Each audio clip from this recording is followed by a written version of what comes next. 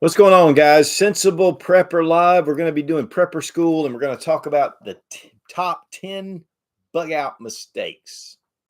Now, we've talked about bug out a lot of times, and there's a lot around it. But this is actually very important. And I think some of this has to do with some of the evacuations that have happened because of fire, because of storms that have happened, what happened in Western North Carolina. I mean, there are things that doesn't have to be a total grid down situation to have to evacuate. But we're going to get into some of the top reasons, and we're going to go through the list. But before we do that, I want to thank Exotac for sponsoring our video. They are the best manufacturers of fire starting tools down in Winder, Georgia. So they're made right here in the USA. You need a fire kit. Fire will boil your water, cook your food, give you light, give you heat, and it keeps predators at bay. It just builds morale. And having a fire kit and knowing how to use it is vital. And you get 20% off using Suits20 with the link down below in the description. Top-notch fire starting tools. Also, check out suitsgear.com, our website, and we have a lot of cool swag over there, which, is one of those things. But also, we do put our favorites, especially like for the prepping gear, different things like that. And so you can check that out, and we try to find some really good deals. But these are items that we recommend. And we've been through and tested a lot of stuff. So if you're looking for certain things, and that list is building. And so get on our newsletter. So we're going to talk about bugging out. Bugging out. It is a glorified refugee. It is a last resort. You do not want to bug out. And most people, their prep plan is bugging out. That is not what we should be doing. Well, you need to have more of a mentality of staying put, staying where you are, bunkering in, and having your supplies right there. Guys, that's your home. That's where you live. You know the neighborhood. You know the area. And so having a plan to bunker in through tough times. But with that being said, there are times where bugging out is the only option. It's just the way it is. We have a good friend of ours that lives, in fact, he's our web developer, and he lives right on the edge of where all the wildfires happened in South Carolina this past last week or so. And the flames got across the street from his house. He had to bug out. There was no choice. Thankfully, they were spared, and they got the fire stopped before it got to his house. So this is something that can be at any time. All of this actually is applicable. But in a grid down situation, there is some differences, and we're really going to be focusing in on the grid down not post-apocalyptic. It would be post-apocalyptic. Now, there are some things that really come into play when it comes to bugging out. What is it that makes you fail? First off, it's just poor planning. You just haven't planned. You just last minute, we got to leave. There was a train that derailed a few miles from here a couple of years ago, and it had chemicals on it that were toxic, and they had to evacuate 1,500 people. It was immediate. Now, this wasn't a long-term thing, and they were able to go back to their homes. But again, having some sort of plan to be able to, if you need to just get out of Dodge. I think this really applies more to, as far as to the highest degree, to those that are in more urban areas. And that seems to be where, if we have some kind of situation, that's because of the crowded populations. They're going to be fighting for, and I say fighting, they're going to be, it's going to be a lot of food, resources, water, different things. They're going to be trying to get to those supplies. And so it could be a more volatile situation. So really, if you are in an urban situation, bugging out is probably going to be high on the priority. You may be able to bunker in for a while, let things pass. But if they don't, and you need to get out of Dodge again, or New York City, or wherever you are, having a plan. One of the problems with living in some of those urban areas, even suburban areas that are on the outside of the cities, is that, but especially in the city, is that you can have very limited space. So you don't really have a lot of supplies you can put back because you just don't have the room for it. And so being able to have your stuff together is going to be important. Also, just overconfidence, just going, I've got this together. I've got online, got on Amazon and bought me and the family a pre-made bug out bag, and I've got them there. Or you could be a seasoned hiker, camper guy that's out there in the woods all the time and just have a lot of confidence, overconfidence.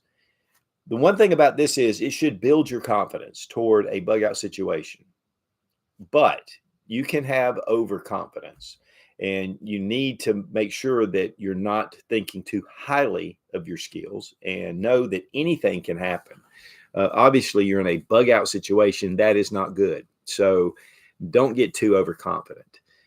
And the other thing is just misunderstanding, not knowing what in the world's going on, which is going to fall with majority of the people out there. Just what, and then you've got to go, and you're like, okay, I don't even, just starting out from scratch and just going, I haven't even thought about this. I don't understand the situation. And then you end up into a huge mess. So first off, no clear plan. One thing about bugging out is that you have to have a destination. It's funny, over the years, a lot of times just the idea of bugging out means I'm going to throw on my backpack and I'm just going to head out into the woods. And me and my family, we're just going to be out in the woods. And if you'll look up bug out on Google, look up images, it just shows people with backpacks and they're out there in the woods and they're just going. A little exercise is to actually go out in the woods and see how long you can last. What kind of resources do you have? Most of us, it's water. We got to have water. And that's a big one. You can only live 3 days without water. So you've got to have water pinned down. But how are you going to eat? What are you going to do about your shelter? What do all the different things that come if you're out by yourself or with your family. And with your family, it's going to be a little bit heavier, but our families are important. We want them with us, but you've got to have some sort of destination. Now, one thing about a destination, and this really came to me, I've talked about this a little bit on here before, but I want you to take your Google Maps next time you're out of town or you're planning to go out of town. We're getting ready to go to the NRA annual meeting coming up a week from, it's next weekend, not this weekend, but the next. It's in Atlanta, Georgia. It's only a couple of hours away from us. And so for me to think, I think, 2 hours, I can do that. If I needed to get back, if there was a situation in Atlanta and I needed to bug out, I've got 2 hours. Take your maps, look up, not the driving, but look up on foot. Just look at it on foot. And it'll give you the hours it would take you to walk from your destination to your home or your final destination. You'll be amazed at how long that takes. But the fact is when it gives you those hours, it means traveling 24 hours a day will take you to that place. So I didn't actually look it up. I looked it up from the beach one time when we were down at the beach, and it was a 4-hour drive. But to walk it realistically would have taken over a month. So when you're bugging out, no plan whatsoever, how can I store a month's worth of food in my pack? Well, I can't. It would be way too heavy. I couldn't travel with it. And then you've got family members, and that would actually slow you down with that time. So having a clear plan is going to be vital for bugging out. It was a real eye-opener for me when I really looked at it. So there's going to be some things that you're going to need to consider, not just the food you have in your pack, but how you are going to procure food as you travel for that month, 2 months, however long it's going to take you to get home. If you've read the Going Home series, that's one of the things that Chris Weatherman did very well was talk about a guy was in Tallahassee, an EMP hit. He had to go all the way to Gainesville, Florida, and the trip took him a lot longer than you would expect. So first off, you got your 3-day bag. It's a 3-day bag typically. That's kind of the norm. So I've got enough supplies to last in here for 3 days, but I'm facing 2 months. How am I going to deal with that? So looking at the things that you are going to have extended resources. We can have a multi-tool that's going to last us the whole time. We've got a good solid bag that's going to last us, and we have some shelter Hopefully that'll last us. But what about food and water? What about medical supplies? Those kind of things. So having a real clear plan. Now, let me just say this up front. You do not want to be on foot. On foot is not really the price. You need to have a vehicle. I remember James Yeager years ago from Tactical Response told me, he said, if I'm going to bug out, I'm going to have my big old truck slam full. I'm going to have a big enclosed trailer on the back, 30-foot trailer. I'm going to have it slam full, and I'm still not going to have enough. So we need to be realistic. It's the reality of the situation. And I think that is one of the things where you get overconfident by saying, I'm going to travel to my brother-in-law's who lives an hour away. Map that out. Two, one of the problems is you have a map, and that's one thing to have is a map and to look and to see the route to get there. It may be going through a major city. You're going to have to go around that city. It may be going through some areas. Maybe the bridge is out, maybe things like that. So the reality is that it can be very tough. So you need to have a clear plan ahead of time. Paper map is going to be a big one. We'll get to that in a minute. Now, next comes just overpacking. Now, one of the things about a bag is we can have a big old bag. We can pack that thing out. We can put MOLLE pouches on the outside. We can put our axe. We could put our big knife on our hip, our firearms, whatever we have. And you've heard the old saying that ounces equals pounds. And so you're wanting to trim that down to just the necessities. Back in the 1800s, when a lot of the settlers were traveling to the Chisholm Trail, and they had big wagons. And so they're moving out. Some of them had pianos, family heirlooms and all kind of heavy stuff. If you'll go along the trail after that, there were pianos, there were big things laying out, just clothes, all kind of stuff. Because what happened is the wagons just began to wear out. It was too much stuff in the wagon and not enough for the supplies they needed. And unfortunately, because they overpacked, they didn't pack a lot of real necessities in their pack. So here they are, there's stuff just thrown out. One thing though about overpacking, especially if it's very necessary items, let's say you overpack food, it's easier to be able to take that out than to have too little, which we're going to get into next. Recognize that valuables are less than your necessities. You may have, and this is one thing, especially for guys that are gun guys, we have like all these guns. Well, if you're going to bug out, and especially if you don't have a vehicle, but even if you have a vehicle, you're not going to want to leave that stuff behind. But after a while, it's like, this is too much. I don't have room for this. We got to do something about it.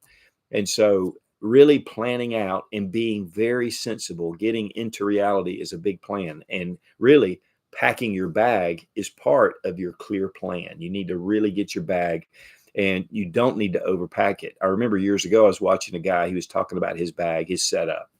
And he had this little coffee maker that he had with him.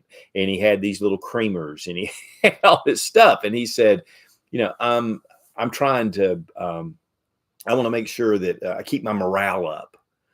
And I thought, well, you could have used that room for another MRE or some kind of food bar or something, or maybe a better filter system for your water. And so overpacking is one of the things that a lot of people tend to do. If there's any space, if there's anything. So the big problem is the weight of the pack. And this is going to wear it down on you, just like those wagons were breaking down. Now, again, I said it's best to have a vehicle and plan to bug out that way. But let's say you get on the freeway and it's locked down, cars broken down, wrecks, people getting impatient.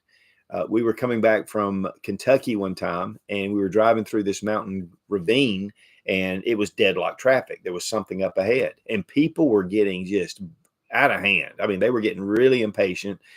Big old trucks were just flying by in the medians, and it really got kind of crazy. Ended up that there was nothing really going on. There was a couple of guys up on the hill doing something, and people were slowing down to see it, and it locked down traffic. Think about it in a bug out situation where you could get to, it could get really ugly fast. So with that being said, your car breaks down, you definitely need to have your bag. When I say plan to bunker in doesn't mean that you can't. You need to definitely have a bag, something that's transportable, not just crates and stuff, because you're not going to be able to carry that but so long. Is have a good solid bag with just the massive, just the necessities. And I mean, and you need those necessities to be packed out. But again, not too heavy. Number 3 is underpacking. Just putting a few things in there, going, I'm good. I got it. Listen, you need to make sure, again, because of the clear plan that you've done at number 1, you have a clear plan of what you're going to pack. You don't want to underpack. Again, you overpack, you can take it out. You've got an extra shirt in there and you're like, why do I need this? And you take it out. You can do that, but you can't need a shirt, a heavy shirt or something to keep you warm, and then you don't have it. And so underpacking is just as dangerous, if not more, than overpacking. So you want to make sure that you have your needed supplies. There's a lot of guys out there that are ultralight campers and and hikers, and they can make this down to just very tiny. But in a bug out situation, that's great. And that would help. It'll save you room. It could be more room for food and other things that you might need. But make sure that you do have the items that you have to have. One of the things we always talk about is the rule of 3s.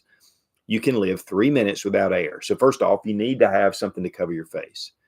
Even a bandana, it can cover smoke, it can dust, debris, things like that that are going on around you. And it's not necessarily going to be like a gas mask, but and it's according to the situation.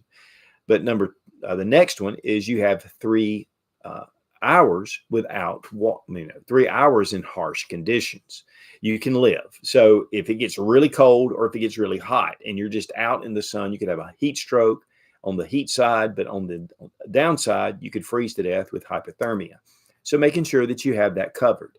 And then 3 days without water. You can live just 3 days. Now you can live a little longer, but your body will start to cramp up, you'll dehydrate, and you won't be able to travel. And so you need to have water taken care of, whatever it is, a filter system, a way to purify water, not just filter it, but to purify it, to make sure that it is drinkable.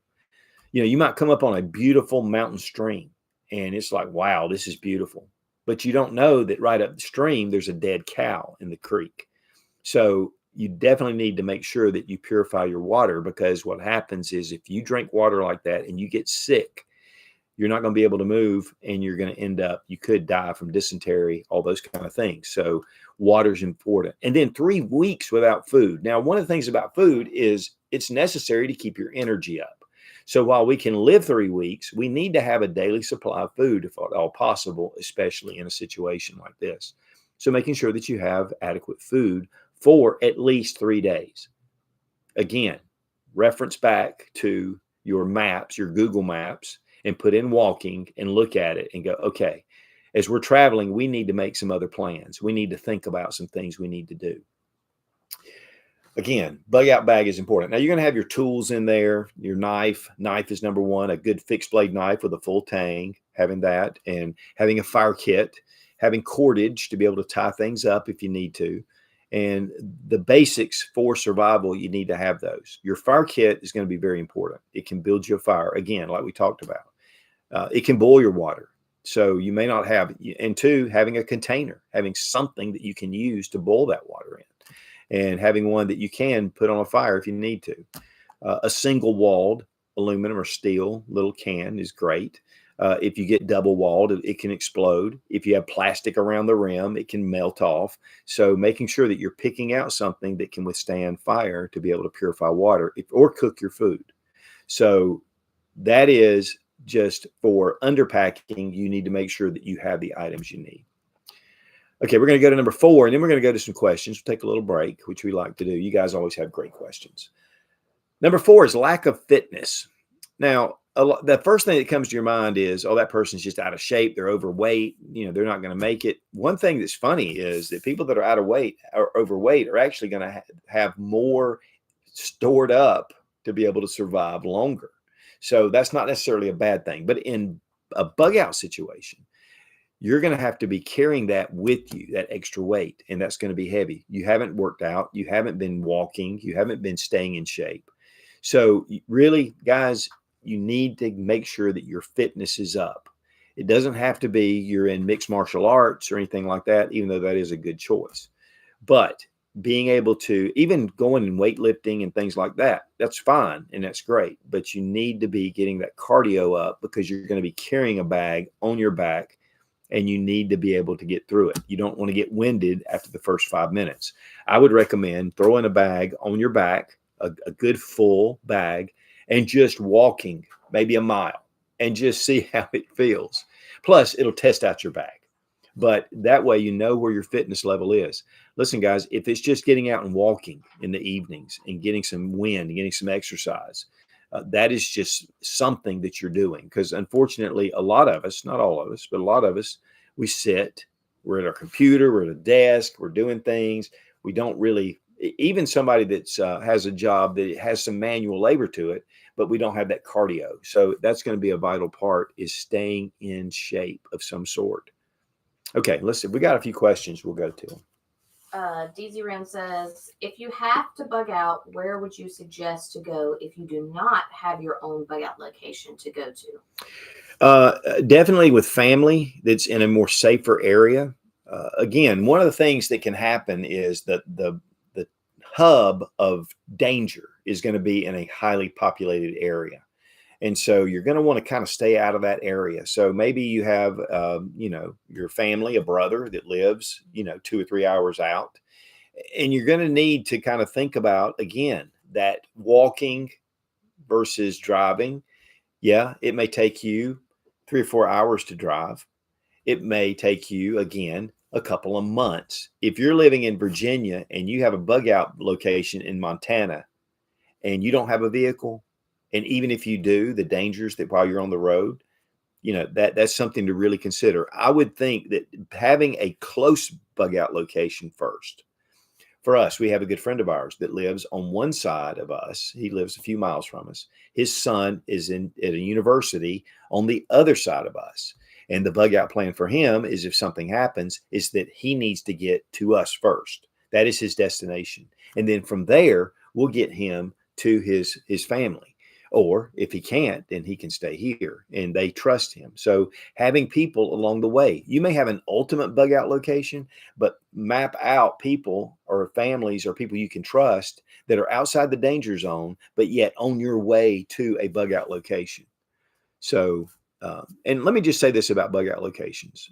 The thing is the farther you are out, we're not getting away. Some of the most rural areas in the country have drug problems. And those people are out and about trying to get stuff, trying to find stuff. There's nowhere to hide, honestly. And so unless you live up on the top of a mountain, and I have a friend of mine that actually had a couple of guys try to break into his place, and he lived in a very remote area. So there's just really no place to hide. So the thing for me is if I need to get out of immediate danger, I need to plan for a place that's doable first. We may not stay there too long. We may get there and we can kind of resupply and kind of get things planned, and then we can go to our next location or our ultimate destination.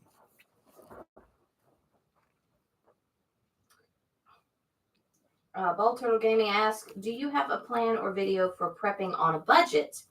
I find a lot of supplies are expensive and it's difficult to build up preps on a budget. Love your videos. Thank you. And yes, I think we have done some videos on budget, but let me just say this. This is one of the best ways to get stuff is to go to Goodwill or some kind of thrift store. We went one time and I thought, it's going to take us a couple of times to be able to set up a bug out supplies. We went to a local Goodwill and we had a buggy full of stuff. There was even a Berkey Sport Bottle water filter there that was still new in the package. Boots, candles, things that you might just come across. So that to me is a great resource for budget items. Second, and coats, jackets, whatever. Then go to flea markets. Flea markets are around. Yard sales. Yard sales are great. In fact, have a yard sale, sell a bunch of stuff, and then invest it in some of your bug out or your bunkering in preps. So there are ways to do it. And again, go to the flea market, set up a table, sell stuff, make some money, and turn that into things that you need. We always have a lot of things that we like. I don't want to throw that away, but I don't really use it. and you can donate it to for the thrift store, but you can also have a yard sale and get rid of stuff and be able to generate some cash to be able to buy your stuff. So there are ways to do it. But buying it right is going to those places secondhand. Hey, I went by a place one time. This girl was a caver. She loved to cave and rock climb, and there was all kind of cool stuff that she had. Just happened to stumble across it. So sometimes you can find backpacks. Sometimes you can find some heavy socks. Never know. I mean, this just out there. So that's a really good way to be able to do it.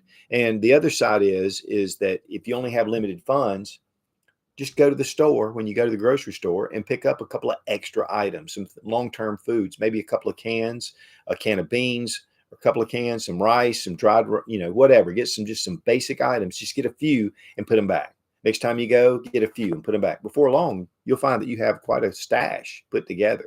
So it doesn't, and the thing is the more you do now is the better off you're going to be. So if I do it just one time and I go to the store and I buy a couple of bags of beans and some rice, I'm that much far ahead than I was yesterday.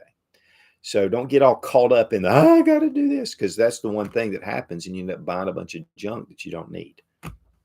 One more and then we're going back.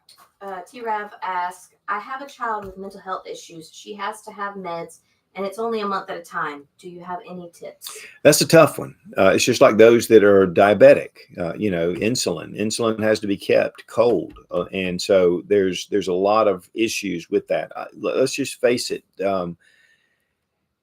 We live in a society that there's a lot of people that are only alive because of medical technology and medical science.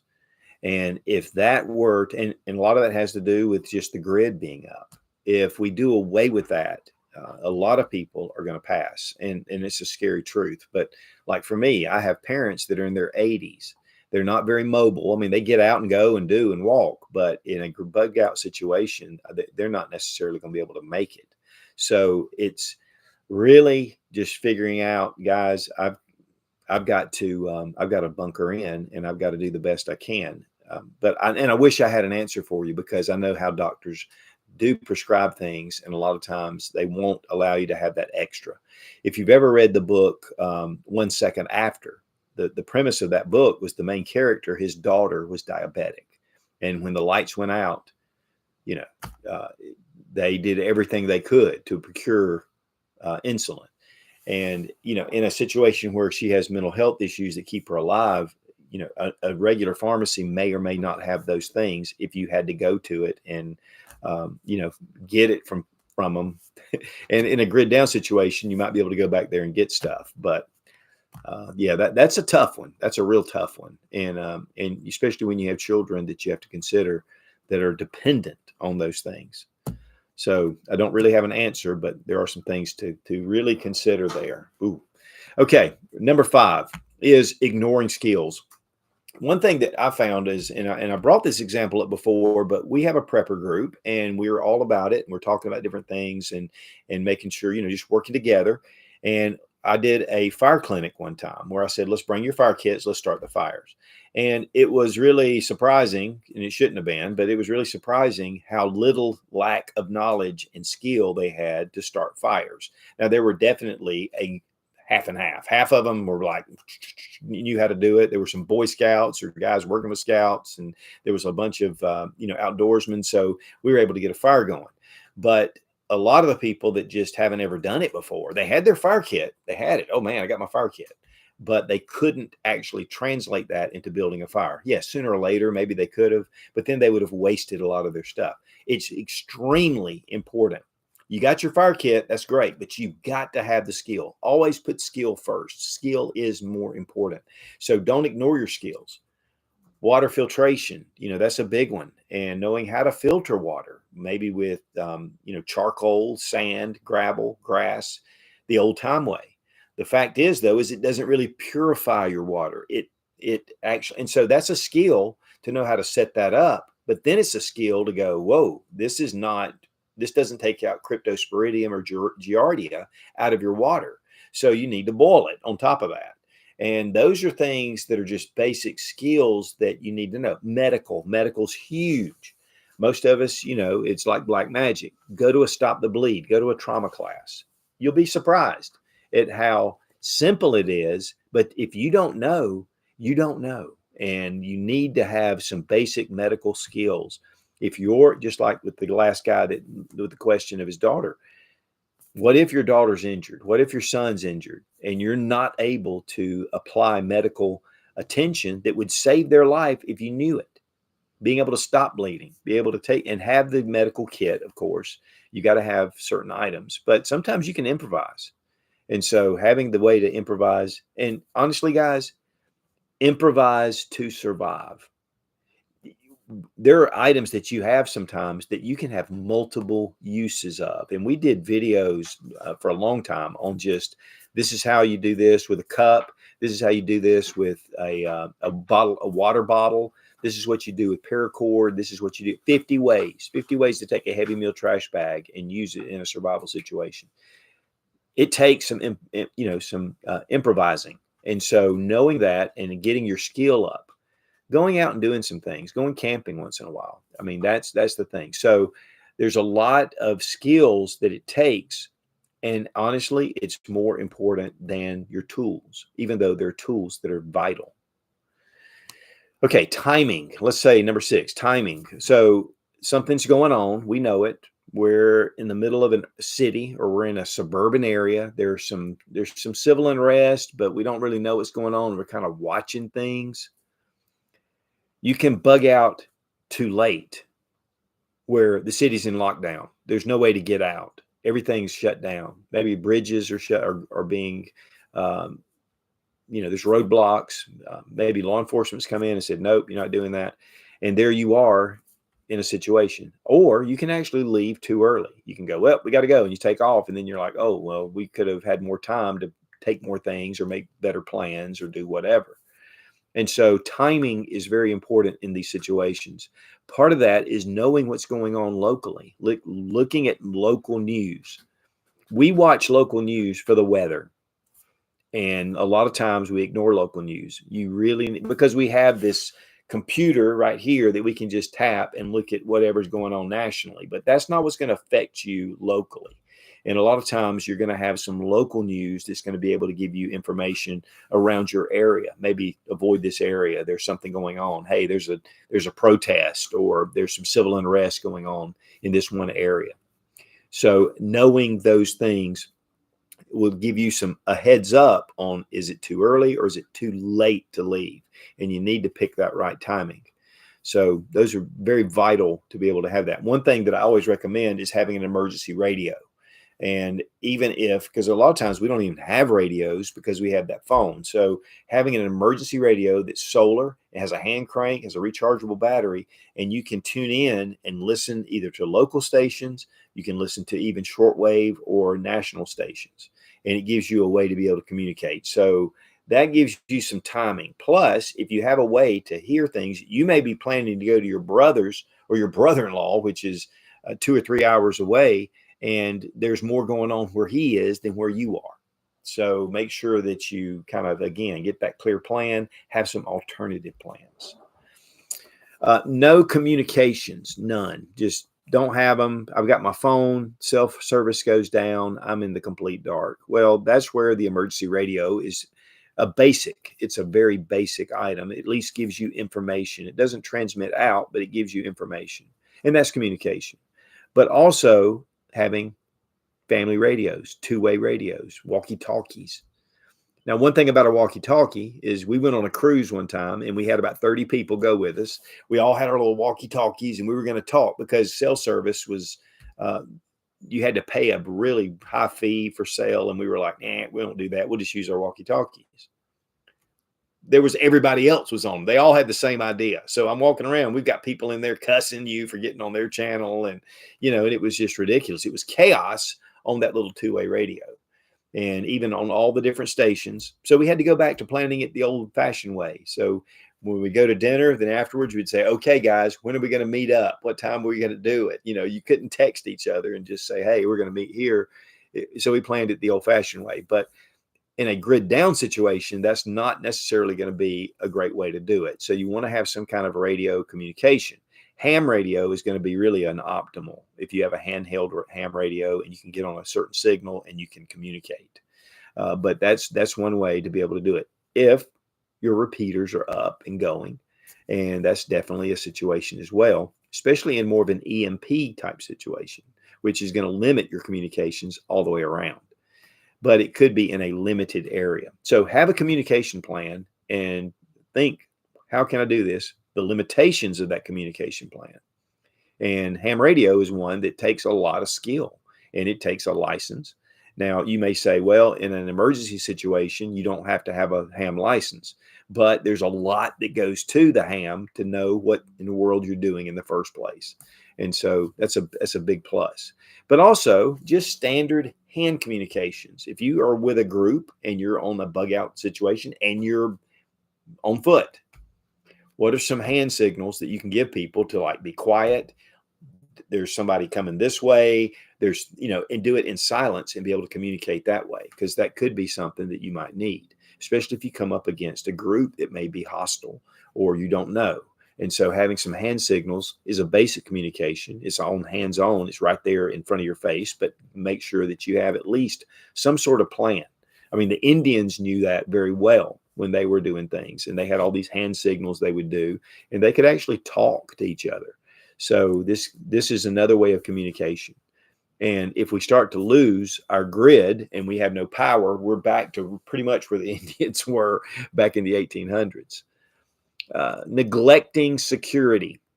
Now, this is something that a lot of people are heavy on. We've got our gun, we got our gun on our hip, we got our rifle, we got ammunition loaded in, we got all that. But that's not your only means of security. First off is having situational awareness, knowing what's going on around you. Instill that into the group, that we need to be aware of something. We need to be aware of our surroundings. We may be out in the middle of the woods and we're like, we're in the middle of the woods. Have some kind of security situation set up. Have people watching. Have people that are looking, listening, having some signs. Again, those hand signs could be very useful in that situation. So having a defensive, kind of a security around wherever you are and as you're traveling, and know some things, be aware. One thing is it can go either way. And I think a lot of times, we watch a lot of stuff that goes on social media, and we lose trust for each other. And, we could be going down the trail and it could be another family just like us with the same concerns, the same worries, everything. And, and almost treat them like enemies. But I would say that you don't trust necessarily. You should always look at someone and go, they look trustworthy, but you never know. And so you got to have that kind of a two-way mindset to be friendly, nice if they're that way, but then be ready if you need to have some security or you have to defend yourself. Now, another thing is just non-lethal. The gun, if you have a gun, it's just like when you have a hammer, everything's a nail. Gun's not always the answer. And so sometimes you could have maybe pepper spray, especially if you get yourself in a situation with a lot of people. Pepper spray is a great option. It's a non-lethal, and yet it can diffuse a situation if you need to. But also a knife, also other defensive tools. Those are part of your plan, and just being to know how to use them. But this is the one thing, though. Even if you have a gun, even if you have your knife, you have all this stuff, it can be taken away from you. You can find yourself not being able to get to it. Having some basic self-defense skills, hand skills. Now, you can go to a class and get some training. If you don't want to get into some kind of formal thing, we take Kempo karate. We have for years, jiu-jitsu. And so we are all about that. And really, it's recreational in a sense, but it's also on a daily self-defense basis. But it's also, if things go south, we will have the skills, because you need to be able to have skills for defending yourself without a weapon. Vital. I mean, it is vital. Okay. Poor navigation. Again, I think it's very important, number one, to have a physical map and know how to read it, know where you are, know where you're getting to some point, having a compass, being able to, your GPS, if the grid is up, if electricity is still going, and, a GPS to be able to get you to certain areas. So navigation is going to be important. One thing you don't want to do is to all of a sudden walk around in this circle.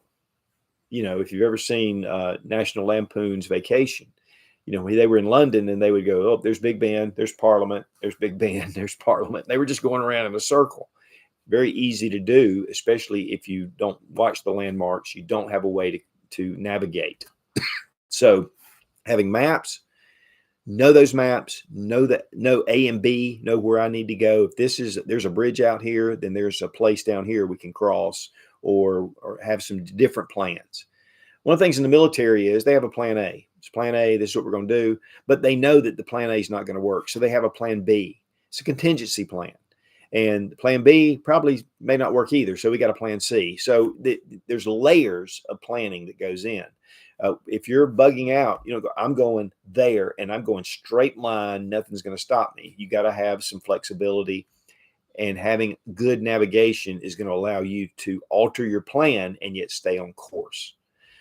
And two, in with that is just signaling. You may need to have somebody find you. One of the things that I've always been concerned about is, especially when my kids were small, is for them to get separated. And then what do?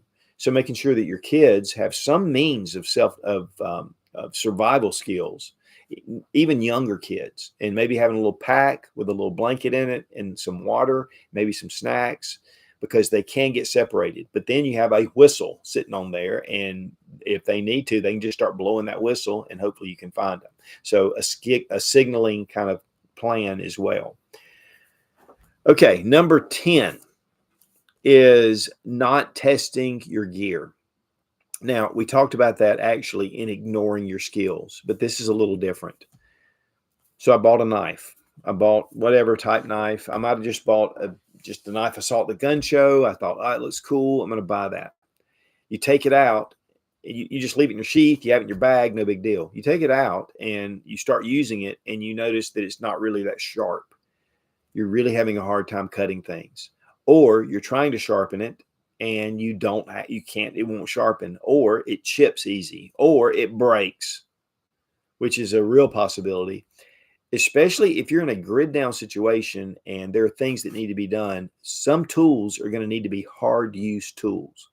Now, that doesn't mean that you have to go out and buy a super expensive knife. There are some really good budget-friendly options out there, whether it's Gerber. Gerber makes some pretty good knives. Now, they make some of their cheaper knives, but they also make some good knives. They're LMF, they're strong arm. There's a number of different knives that they use in a sheath, sometimes with fire starters included. They're good basic knives, and they're at a fairly reasonable price. For me, I really like Essie knives. They're just really good, solid, heavy use knives. I have a lot of confidence. I've done a lot of testing with them. I've also tested out $800 knives, big, field knives that are custom made and everything. And we did a bunch of testing with them, and, they held up extremely well, but they were very expensive. Money could have been spent better on something else, but some people just really like the high dollar knives, and that's fine, as long as you don't ignore the other things that you have. Getting your fire starters out, not just to have them and have the skill, but make sure that the ferro rod is actually really good and it's hard enough to where it doesn't wear away, but it's soft enough to where you can actually use the material. Sometimes if you get a hard knife, one thing that's very important is you need to have whatever steel you're using to create that spark needs to have a high carbon content to it, to the metal. Most of your stainless steels, or a lot of your stainless steels, don't have it, but some do. So you need to take that knife. It's one of the things that I found is a lot of times when I'm doing something, I'm doing a demonstration, and I go in, I just grab a knife and I grab my fire steel, and I'm going, and it's just sliding off. It's not creating any spark. Make sure that the back of that knife has an edge on the spine, has a little 90-degree edge to be able to get a bite into it. If it's rounded off, it's not going to work anyway. And you don't want to use the blade of your steel to be able to do that. But as that is being said, I'm telling you, I've used a ton of different knives that I have. And there are times where I get one and I'm going up, this isn't working. It's a really high quality knife. It was expensive. It's great, but it doesn't work. A lot of times when I say stuff like that, I have people go, "Oh, I have a stainless steel knife and it works every time." And that's ridiculous. And that's not, because if you have a stainless steel that doesn't have a lot of high carbon, it's not going to work. It's just not going to. But then there's stainless that does. So I probably have 200 knives sitting in this drawer. I keep pointing over here. And I've tried a bunch of them to make sure. And with the ones that will not strike a fire steel, I will not carry. And it could be a pocket knife. You need to have that high carbon in it to be able to get that ferro rod going. And that's something that you are not going to know if you don't go out and test your gear. Take your backpacks, take them and put them on your back. Walk. Start finding out right away, where are the hot spots. Oh man, my shoulders. Ooh, that's really hurting my back. Boy, that's wearing on this one part of my shoulder. This strap broke. Going through things and seeing how they work, making sure that you get a good quality bag. You don't have to spend a heck of a lot of money, but you need to find something that's quality. And there's some good quality out there. Check the reviews. Look at the reviews. A lot of times guys will buy something and immediately they'll say, "Oh, this is great. It's the best thing ever." Look in the more moderate, where the medium section is, where people are actually going, "I used this bag for a couple of months and man, it's great. I did this, did that." Or, "I used this bag for a couple of months and the strap started falling apart." Have an idea, even if you find it at a store. One thing we did was we went and made a bug out bag, the cheapest bug out bag we could possibly make, at Walmart. It was $86, bag and everything. I mean, the whole bag. I've got the video. You can search it out on the channel. And it was a great little bag, but it was marginal as far as it would last for a couple of days or so, or maybe even get you through 3 days, but it was very cheap. Went back to Walmart and built a bag that was the most premium items they had. They were definitely a lot of big upgrades. And if you think about having those items that you're counting on for survival, don't go too cheap. It was real funny though. One of the multi-tools that I got at Walmart was $3, and I actually did a video on it, and it actually held up pretty well. I mean, it did some things. It was small, but it actually held up pretty decently. But you never know, and having a good quality item that's going to be vital. A multi-tool is one of those items that's important to have a good solid multi-tool. They're a little bit more expensive, but they're well worth it. Don't walk up and go, "Oh, I got my multi-tool, I'm good." Because when you take it out and test it, you're going to find out, is this good or not? If it's just in your bag and you have to have a good multi-tool for whatever you're facing and it breaks, then where are you? So gear testing. One thing I like to do too is take my bag and I like to go through it. One thing that happens a lot of times, you take a flashlight and you put it in your bag and maybe it has AA batteries in it. Well, the AA are alkaline and they can corrode. And I have one of my favorite little flashlights. It has 2 AA batteries. It was an older Olight flashlight. Love that light. Went to open it up. The batteries are stuck and corroded into the body of the light. It's ruined. And, so I can't use it. You don't want to find out these kind of things when you're on the trail, or when you're wherever you are, or you're in your vehicle and you have that light set aside to be able to use it. Having a good headlamp is vital and one of the things I've said for a long time is, if I only had one light, it would be a headlamp, because I can do it hands-free or I can use it as a standard flashlight. But typically it's limited range. So again, your gear, getting the way you're going to cook a meal. Get that gear out and cook a meal. See how it works. Figure it out. One of the things, if you're in a high pressure situation where adrenaline's up, you're going to have a hard time figuring things out sometimes. It can really mess you up. So having your gear tested, you have your medical gear, again, get training, whatever it is, make sure that you are testing your gear out. Your comms, test your comms out. Have your family get on the comms. See if you can communicate with each other. Again, there's a lot to it, but guys, if it ever comes to this, then the reality is going to set in and you want to be ready. Let's go to some questions. Oh, one thing I do want to recommend, I failed to mention it, is this is one of those books, The Modern Survival Guide for the Coming Economic Collapse. written about actual events in Argentina back in 2001. And then they had subsequent crashes after this. This is one of those books that'll change the way you look at a grid down situation or a collapse, a financial collapse. And even though Argentina is down in South America, it at the time was a first world country. And there was a lot of money that was being made down there. So this is not just, out of Honduras or somewhere, this is actually a first world situation that'll make you really think about your prepping and about, especially for bugging out. All right, let's go to some questions. Cynthia Allen says, question, water filter for chemical and germ removal for pack.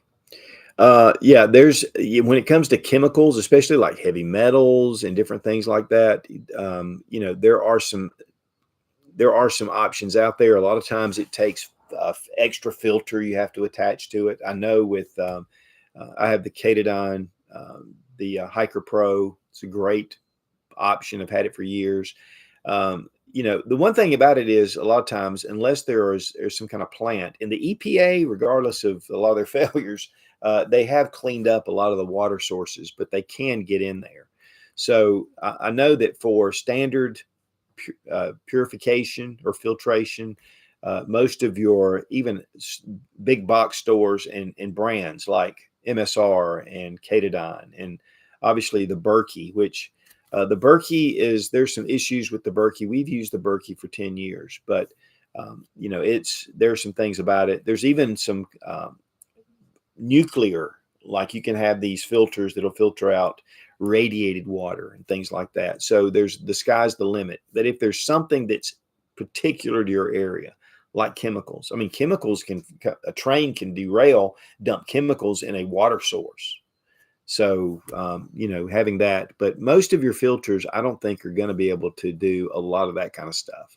They're more for just basic streams and things like that. And I think that would be something to research. One thing, though, to be careful of is when you're using these systems that are osmosis or different things, a lot of times they will actually take out the minerals of the water and the things you need. So water is a big deal, but water is one of the toughest to be able to adequately filter and purify. I think one thing, even boiling water, I think with chemicals is not really going to help.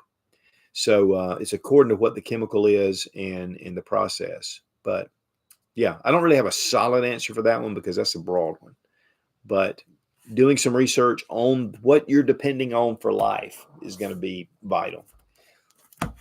Private Eyes 888 says, would you recommend a stainless steel blade or a carbon steel blade that's full tang? I used to love carbon, but the rust factor means carrying more products to clean it. Yeah, having a carbon steel can have some rust issues. I think, though, if you're carrying a firearm, you're going to need to have some kind of lubrication with you as well. And a firearm is one of those things. And if you want to go stainless, even some of the internal parts, though, are not always stainless. But I think really having some kind of lubrication is going to be important. I would, if you pick out a stainless steel knife, is to make sure that it does have some carbon content to it. And a lot of them do now. But again, you want to be able to strike that ferro rod if you need to. So stainless is going to be great. There's a lot of the coatings now that are on knives. Essie knives, they're all Cerakoted. And so even though they're high carbon steel, they're Cerakoted. And so you got to just watch the edge, but it's minimal as far as maintenance. And two, if you're sharpening it, it'll take away that rust. But stainless steel, especially if you're like near the coast or you're in an area that's high humidity, that could definitely be something to consider. But it's one of those things where, I'm going to have a little bit of lubrication with me for my firearm. So that it's not going to take a lot to be able to maintain the knife. So I carry high carbon. I don't carry stainless steel typically, but it would be something to consider, again, especially in salty areas or areas of high humidity. Patrick Butler asks, are you going to the NRA event in Atlanta in a couple weeks? I am. I'm going to be down there. And on Saturday, I'm going to be at the Century Arms booth. I believe it's from 1 to 2, I believe. I'll make an announcement of that. I'll be doing a meet and greet there. So if you're down there and drop by the Century Arms booth Saturday, and I believe it's 1 to 2, maybe 2 to 3, but I think it's 1 to 2. And then I'll be around the show. And listen, guys, if any of you are going to be at the NRA event and you see me, please say hello. I enjoy meeting fans and just getting to know people. I'm looking at a camera right now. That's what I see. So it's great to see people face to face. Nick Cower asks, can you endorse UPF rated clothes for bug out and get home bags? They can be relatively affordable.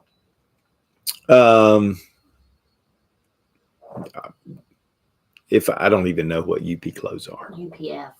Rated. UPF, is that just like a for now? I know my brother, he's a big fly fisherman, and he has a lot of these clothes that they're ventable. They have aeration, but they cover to keep away UV rays and things like that from the sun. But yeah, I'm a little bit ignorant when it comes to that, obviously. But if that's what you're talking about, yes, I think it's a lightweight option. They can get wet and then they dry really fast, and they do seal from the sun, and it is something to consider, especially if you're on a bug out or just out. You can really get blasted by the sun, and over days it could really turn into something bad. I hope that's what you're talking about, but I'm sorry, I'm drawing a blank there. Buddhism asks, I seem to always miss the lives. What time do y'all go live? 12 to 1. 12 to 1. Yeah. Oh, yeah. And that's Eastern Standard Time, 12 to 1. I will say that the 90% of our views come after the lives. So we'll do the live, and there'll be a nice number of people on here, which makes it interesting. But really, people come back, which was actually a surprise to me, and then they watch the lives afterwards. Because let's face it, 12 to 1. 12 to 1 Eastern Standard Time is when most people are working. So if you're able to watch the lives, that's just a bonus. But a lot of people do come and watch the lives. So we do this every week at this time. So whatever time it is for you, and it's coming up on about 5 till 1 for us. So whatever time that is in your time zone. Latitude 32 North says, would it be useful to consider buying a hybrid truck with extended range of both fuel and battery? I'm looking into something, and I think it's going to help me during bug out situations. I've been thinking about that as well. I think anything that you have some multi-use, or just like with generators, we have a gas-powered generator. We have solar-powered generators as well that we can use for solar backup. But one of the things that we're going to do is get a dual fuel generator, so we can put propane and gasoline. Now you can get them all the way up to tri-fuel, which will use natural gas. So redundancy and having multiple ways to be able to do things, to me, is just smart. And like for hybrids, yes, you pull into a station and you charge your batteries up. You don't necessarily use them because you have gas, but if your gas starts to get low, you can supplement that. Yes, I think that's huge. I think it's a huge plus. As far as, is there any downside to the electrical part versus, just a gas engine? You can always travel with some extra gasoline. And if there's no, that the grid's down, then you're going to be kind of stuck with just gasoline if you can get it. So, but yeah, interesting concept. And I think really just gives you a backup. Prepper Girl 10 says, hello, Don. I was just curious if bugging out had to be for basic emergencies or long-term emergencies. Thank you. Well, the thing is, there are so many instances where, in fact, FEMA says you need to have a bug-in plan. You need to have supplies for staying at home. You need to have supplies for traveling, for if you need to evacuate. So, and that's just on an everyday basis. That's not like a zombie apocalypse or anything like that. And again, we've had train derailments with chemical spills. That was an instant bug out. They had to get out. We had a fire, instant bug out, floods, instant bug out, especially if you don't know. So there are many situations to where you may need to bug out. And when I say bug out, it doesn't mean you're going to be out in the woods running around. It means you may have to leave your home and go to a hotel room, But then emergency bug out where things are going south and you're going to have to pack up and think about leaving. That's a whole nother deal. And you really should, because have something set aside for that. You should. An EMP could happen. And, we're watching right now, especially with Iran and a lot of their, saber rattling and stuff. If they could launch a nuclear weapon to the U.S. to cripple us, they would, because they have, that's their whatever. They're just doing their thing. But there are viable reasons to have a good bug out bag for a dire emergency where you have to leave your home and you may or may not be able to come back. And if you do, it may be completely gutted and all your supplies gone. So a bug out plan to me is vital, regardless whether you may have a fire at your home, you need to leave the home. But then there's all the way out to, you may have marauders showing up at your doorstep demanding your food. It may be all your neighbors coming down with pitchforks, and they know you have food because they know you're a prepper for whatever reason. But they want to take your stuff, and it may be just where you have no other choice. So having a bug out plan for emergency or a daily bug out plan for those really unexpected things where it's not going to take over the whole area and you'll be able to come back maybe, but at least just to be versatile. Okay, it's 1:00. Guys, thanks so much for being here. Thanks for the great questions. You guys put out some really good questions, and I try to answer them the best I can. I apologize if I can be off base at times or maybe misunderstand the question. But we want to give a big thank you to Exotac. Guys, build your fire kit. You get 20% off using Suits20 with the link down below in the description. They make the best fire kits in the world to me. They're just excellent, but you need to have a fire kit. Also, check out suitsgear.com. We have some merch over there, which is cool, but also we have recommended items, especially for the prepping side, that we really recommend and depend on. And so you can check that out. And we do a newsletter, and we have a big giveaway going on. We always do every month. We have a big giveaway going on. And so run over there and sign up for the giveaway. And I think it's a bag with some different supplies in there that are more toward prepping. And we've got a lot of stuff. We also want to give a big thank you to Sarah Mack for setting up everything for the computer and getting the questions to me. And guys, a lot of times things can happen in a heartbeat. You can have a regular SHTF where everything goes down, or you can just have a personal SHTF. And the one thing about a bug out bag is when I keep the one in my car, which I really call it a get home bag, but I have supplies in there that I have used over the years a multitude of times because I had a personal SHTF. It wasn't life threatening. It was just more of convenience, but having supplies handy just makes life better. But having a bug out bag, well prepared, and taking care of these items, these different things, can save your life. Be strong, be of good courage. God bless America. Long live the Republic.